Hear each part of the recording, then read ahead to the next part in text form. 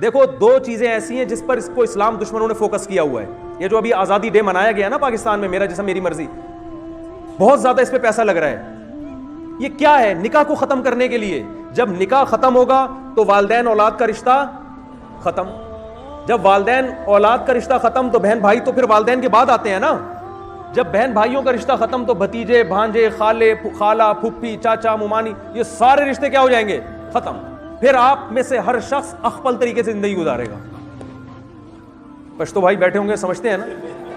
اب دیکھو میں بہت سے لوگوں کو دیکھتا ہوں, بھائی تمہارا کیا لائف ہے؟ بھائی میں اپنے زندگی میں صبح اٹھتا ہوں, جاگنگ کرتا ہوں, پھر کھاتا ہوں, پیتا ہوں, سیونگ کرتا ہوں, اتنے اڑا دیتا ہوں, اتنا سیو کر دیتا ہوں, بڑھاپے کے لیے سیونگ کر رہا ہوں, بس یہ ہے. تو یہ اخپل زندگی ہے یا نہیں؟ تو اس میں جو قرآن کے اتنے حکام ہیں, اللہ کہاں گیا بھائی؟ اس میں والدین کہاں گئے؟ اس میں پھر وآتِ ذی القربى حقہ, جتنے قریب سے قریب رشتہ دار ہیں ان کو حق دو. وہ رشتہ دار کہاں گئے بھائی؟ وہ تو مارکیٹ سے کیا ہو گئے, سارے شارٹ ہو گئے. یہ لائف اسٹائل اسلام کا نہیں ہے. نہیں آ رہی بات؟ یہ اسلام کا نہیں ہے. اسلام بالکل اس کے اپوزٹ ہے, بالکل اپوزٹ. اخپل طریقے سے زندگی گزارنے کی آپ کو اجازت نہیں ہے. آپ جب صبح اٹھیں گے تو اٹھتے ہی سب سے پہلے اللہ کا حکم ہے نماز پڑھو. پھر والدین کا آپ نے پوچھنا, اگر والدین آپ کے ساتھ رہتے ہیں. ہمارے ایک دوست بتاتے تھے, میری بچپن سے ذمہ داری تھی صبح اٹھنے کے بعد, نماز کے بعد والدین کو چائے کی عادت تھی, تو مجھے بچپن سے میری والدہ نے سکھایا کہ چائے بنا کے مجھے بھی پلانا ہے اور ابا کو بھی پلانا ہے.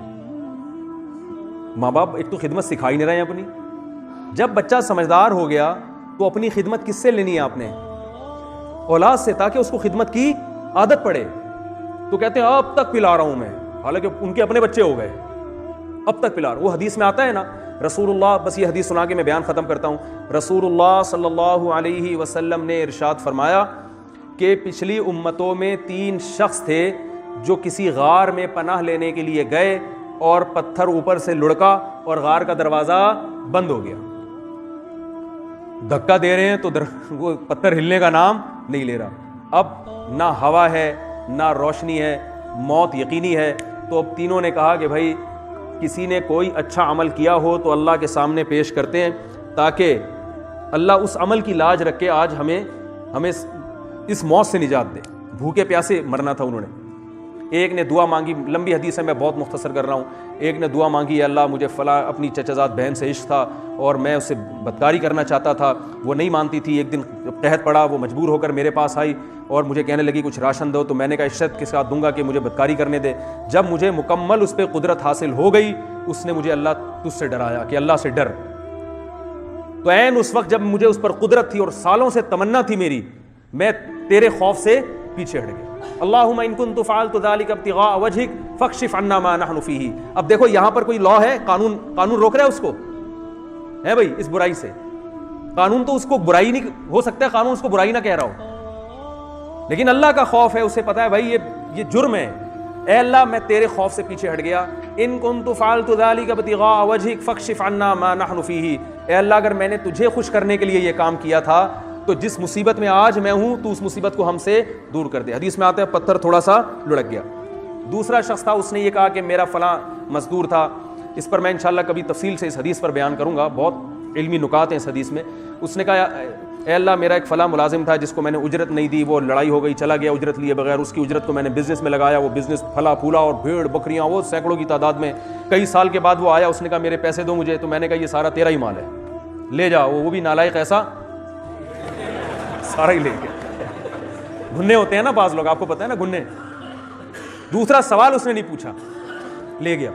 تو یہ بہت بڑی بات ہوتی ہے, بڑا دل گردہ چاہیے کہ لیکن اے اللہ میں اپنے مال کو حرام کی یعنی شبہ سے بھی بچانے کے لیے, شبہ بھی نہ ہوا.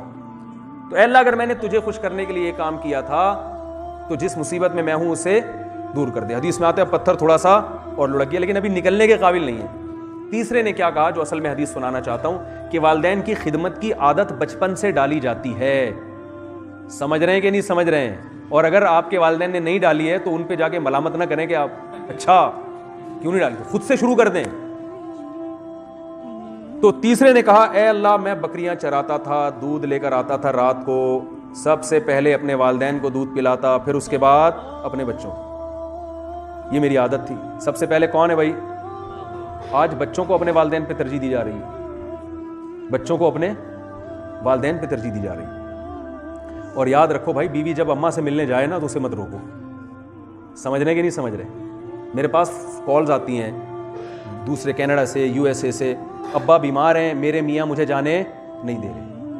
بھائی اس پہ کیا گزرتی ہے؟ ابا بستر مرگ پہ پڑے ہوئے ہیں. وہ باپ جس نے ساری زندگی بیٹی کو پالا اور سینے پہ پتھر رکھ کے اس کو رخصت کر دیا, وہ بیچارہ ہسپتال میں بیمار پڑا ہوا ہے, اس کی موت زندگی کی کشمکش میں ہے, آپ سے ٹکٹ کے پیسے نہیں نکل رہے.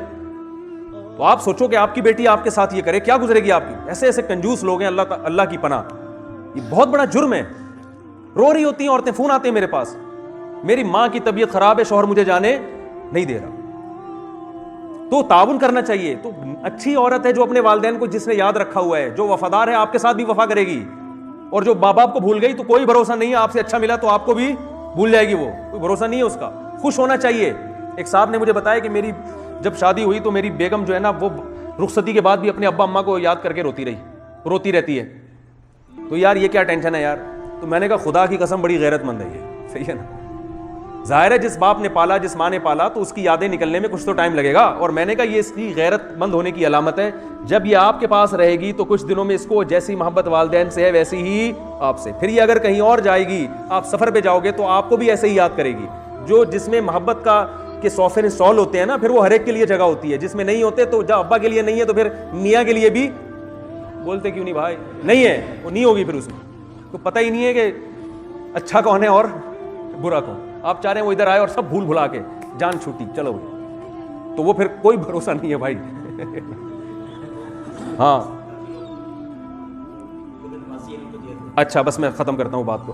تو جی 10 منٹ اور اوور ہو گیا. ہاں میں اب سمیٹ رہا ہوں جی, کیا بات تھی. تو وہ انہوں نے کیا کیا کہ وہ پیالہ جو ہے وہ پہلے والدین کو پلاتے تھے, پھر کس کو؟ بچوں کو. تو وہ کہتے ہیں کہ اے اللہ, میں جب گھر آیا تو میرے والدین سو چکے تھے. اب میں نے یہ بھی مناسب نہیں سمجھا کہ میں ان کو اٹھاؤں, اور یہ بھی مناسب نہیں سمجھا کہ ان سے پہلے اپنے بچوں کو پلا دوں. پوری رات والدین کے سرہانے وہ دودھ کا پیالہ لے کے کھڑا رہا ہے, پوری رات. اور جب صبح ان کی آنکھ کھلی ہے تو پھر انہیں پلایا. تو اللہ کو اے اللہ ان کنت فعلت ذلک ابتغاء وجہک فاکشف عنا ما نحن فیہ, اے اللہ اگر تجھے خوش کرنے کے لیے میں نے یہ کام کیا تو آج جس مصیبت میں ہوں اسے ہم سے دور کر دے. دیکھو نبی نے یہ واقعہ کیوں سنایا کہ اللہ کی نظر میں رشتہ داروں کی اہمیت دوسروں سے بولے بھائی زیادہ ہے.